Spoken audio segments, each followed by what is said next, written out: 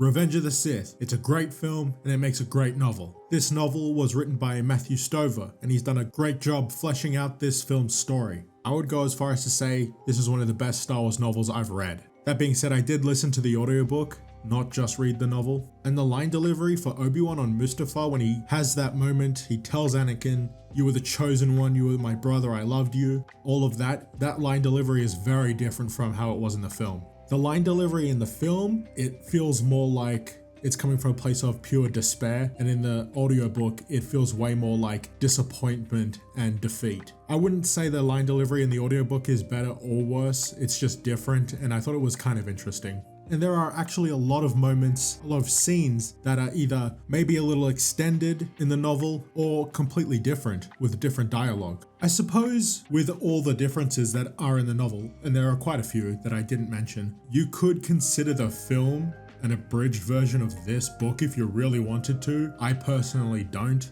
Unless there's some interview or comment from George saying this novel is the canon telling of the story or how he wanted to tell it, it just can't be the canon version of the story, which is a little unfortunate because it's a really good book. But anyway, I do like seeing the POV of Anakin, his anger towards the Jedi Council, and the effects that Palpatine's manipulation is having on him, and the way Anakin is viewing the Jedi Order as a whole. And Palpatine's manipulation of Anakin is expanded on in the novel, in a way that I liked. In the film, it's very clear, side with Sidious and he'll help you save Padme.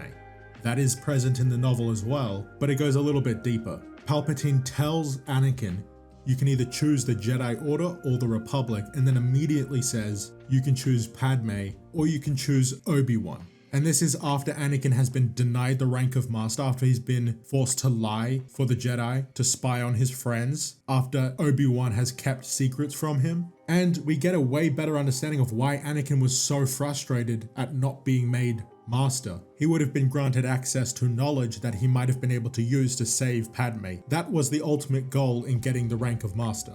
But again, through Palpatine's manipulations, he's able to twist that goal into Anakin feeling like he's not being respected by the council. He's not being given what he is owed or what he deserves, which is a seat on the council and to be a Jedi Master. And maybe you can see that as hints of the dark side already corrupting Anakin at that point, because his love for Padme, which I do think is genuine before he falls to the dark side, it is then corrupted by the time she gets to Mustafar. There it's not really about her, it's about him. He owns Padme. She belongs to him. She has to be a certain way for him, and she doesn't agree with what he's doing, and he sees that as a betrayal. And that's not true love. That's not the kind of love Anakin had for Padme. It's been corrupted at that point by the dark side. At least that's how I see it. Some more moments that I liked. Dooku, his POV was really good. That's the start of the book. The duel they have with him, it's different from the film. It's still great. We see the seeds of the Rebel Alliance in this book. A character like Bel Iblis, he appears in this. Bail Organa's great. His scenes with Padme, I really liked. And I like that Padme convinces him to at least appear to be in support of Palpatine so that later on they can do something to stop him, which would be the Rebel Alliance later on in the original trilogy. And when I mention stuff like there are scenes that are expanded upon in the novel, a great example of that would be when Yoda tells Obi-Wan about Qui-Gon Jinn and how to contact him through the Force. Yoda realizes that what he thinks is the Force communicating with him is actually Qui-Gon. And then he later refers to him as his new master because Qui-Gon is teaching him and helping him deepen his connection to the Force, which is what he goes off on to Dagobah to do. But he also goes there to hide from the Empire for the inevitable training of Luke and Leia in the future. That's the plan. You know, they don't just go and hide in defeat. They do have a plan of hide and then fight later, which is a lot like what Bail and the other senators are doing, hiding in plain sight as allies of the Empire, but really they're gonna wait and fight later on. So one more thing I want to talk about is how Palpatine gets disfigured by his own lightning. Some people say it's Force corruption, some people say it's just the lightning.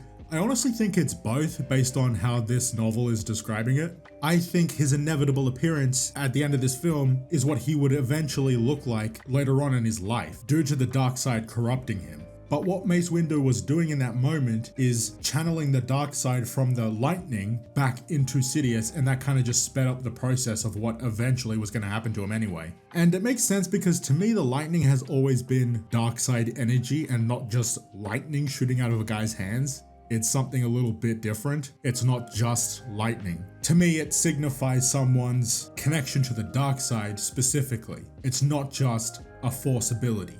It's something darker. That's how I see it anyway. So yeah, I definitely recommend this book. I recommend the audiobook. It's pretty good. And it's definitely enhanced my appreciation for the prequel era, which is something that I wasn't that into, at least when I compare it to the post-Return of the Jedi era, which I found to be a little more interesting growing up. But that's all I really had to say. Didn't want to spoil too much. I mean, you've seen the film, so you probably know what's going to happen anyway. But thanks for watching, like and subscribe, and I'll see you guys later.